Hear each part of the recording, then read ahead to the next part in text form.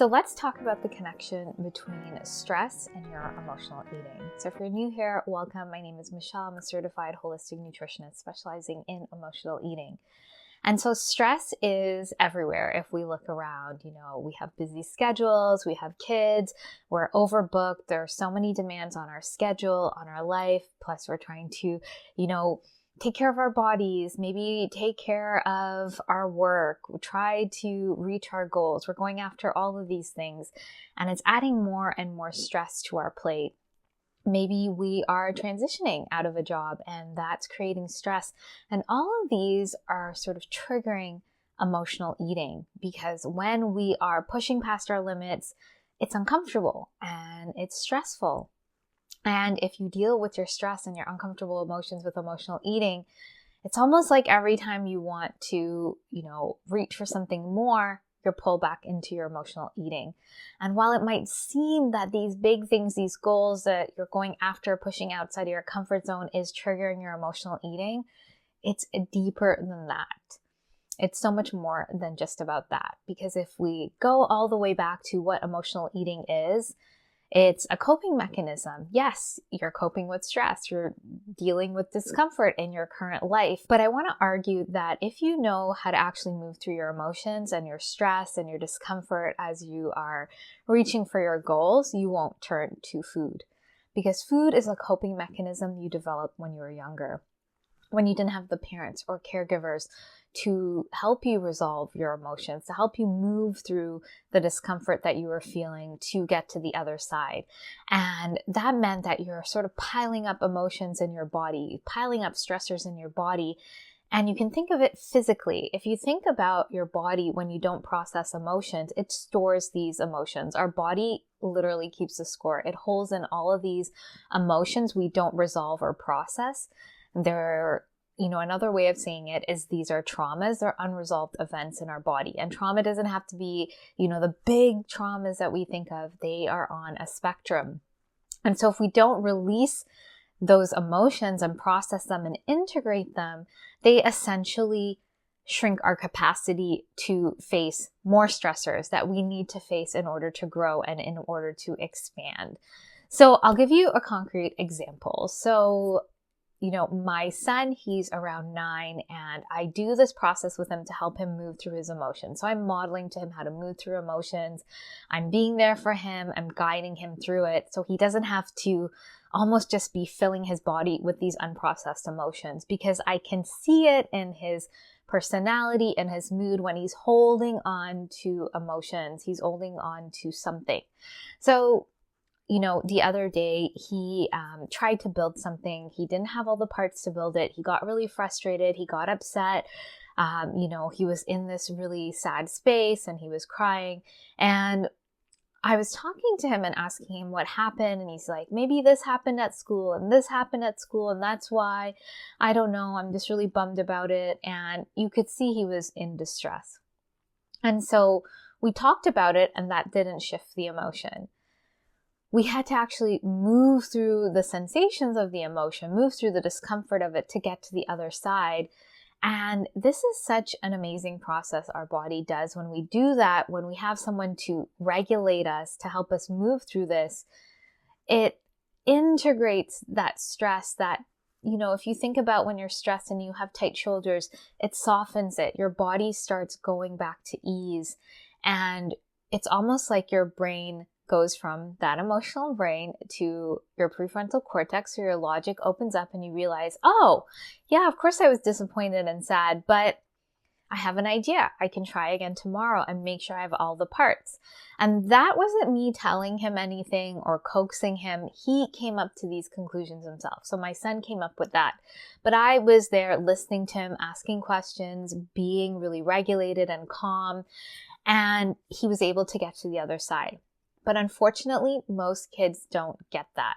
And what happens, if I look back at my own childhood, I just kept those uncomfortable emotions inside of me, those doubts and beliefs and all of that.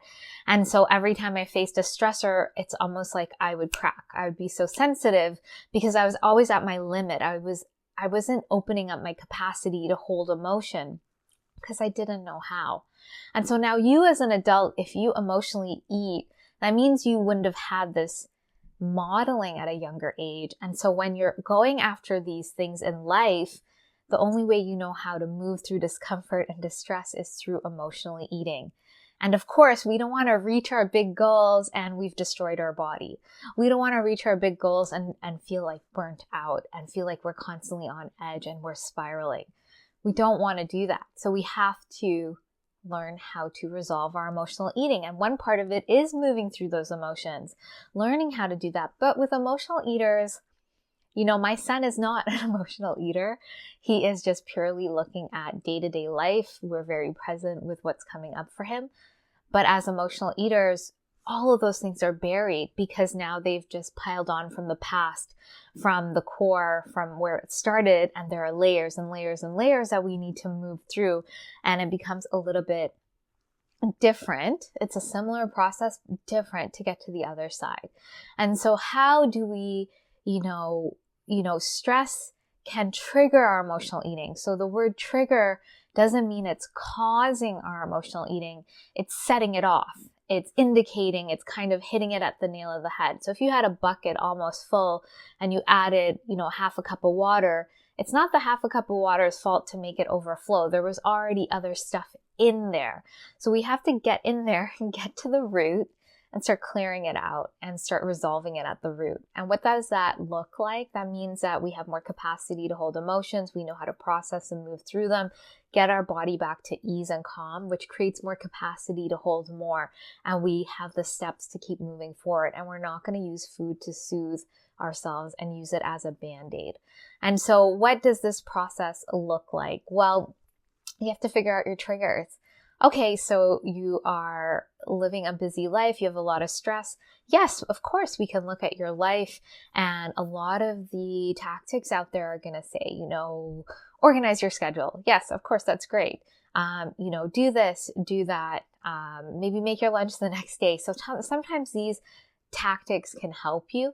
But what happens when it's not moving the needle? There's deeper layers happening, especially with emotional eating. So we can do all of the surface solutions, and that's where, the diets and exercise plans or managing your time and all of that come into play. But we can't make our lives so small where we're literally just sitting around all day doing nothing so that we're not triggered. It's not really, personally, I wouldn't want to live that way. I want to experience life, and I'm sure you don't want to live that way either. So we need to start working with this pattern to resolving it, to give you more capacity so you know how to move through stress, you know how to move through discomfort, so you can get to your goals and get to that ease and peace and confidence around food and in your body, and not have that be another stressor or thing you have to look at. And so when I'm working with clients, we're moving through this in a step-by-step way, in a process, because there are many layers to emotional eating. It's multi-layered. It's not just about emotions. It's not just about talking about it. There are many layers. And so we have to get into the pattern. We have to start figuring out when you're emotionally eating versus truly hungry, start nourishing your body to mitigate some of those triggers, and to start nourishing your body so you have physical capacity to move through stressors. When we are in a stressful state, we're being depleted of certain nutrients and vitamins, and we want to make sure we're rejuvenating ourselves. We don't want to be physically depleted.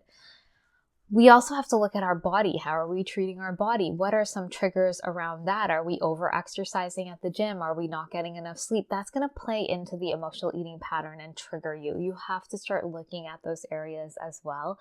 And then, of course, moving through those emotions, clearing them out, getting them at the root, and knowing what to do when they come up. So you are a clear vessel almost. You don't have this burden of all these emotions you're holding on your shoulders, the weight of the world on your shoulders. You're opening up your capacity to be with these uncomfortable emotions, to move through them, to move through the emotional triggers. So you just feel at ease and peace, and you almost like organically want to do more and move towards things because you have capacity now. You have openness now, and it's a really embodied process. It's a feeling you have. It's not something you think about and you strategize.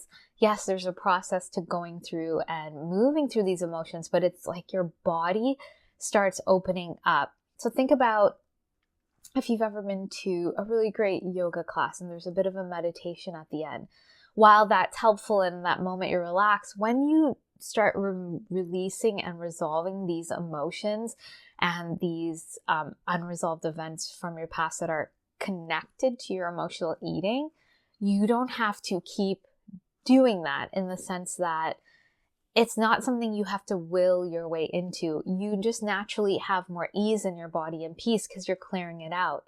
So it's obviously we're going to have day-to-day triggers, but once we get into that root, things just sort of lift out. It's not like we're putting a rug over a pile of poop. If we clean the pile of poop out from underneath, yes, there's going to be some debris on the rug that we clean out that's lighter, but if we didn't get rid of that big pile from underneath, we would just be cleaning the rug, but it would still feel like something was really off. And that's what's happening when we're doing the tactics on the surface or the diet and exercise plan. We're not getting in and cleaning out that core root. So we have like a really nice level ground to put our rug. And then yes, there's going to be dust day to day and debris that we can clean off and keep moving forward and moving forward. So that's, hopefully those examples help you see what's really going on with emotional eating, and that you need to have, a process to move through it, get to the root, not just willpower or fight your urges. When you do that, you're still holding in and your body is still tight and you don't have space to actually move towards things and process things. So moving through your emotional eating really does get you to ease and confidence and peace around food and in your body in a step-by-step way. And if you want to get started on this journey, you can download my free guide called What Are You Truly Hungry For? This is going to help you start seeing when you're triggered into your emotional eating. You're going to discern true from emotional hunger and get started on this journey with tangible steps. And if you are interested in resolving your emotional eating, you can find out more about the Emotional Eating Evolution Program. This is my 12-week container. It has a step-by-step process. It has coaching, support, in-depth tools to get you to the other side so you can feel confidence and peace around food and in your body in a sustainable way. So I just want to say thank you so much for watching. Please be sure to like and subscribe, and I look forward to sharing more with you, and I hope you have a great day.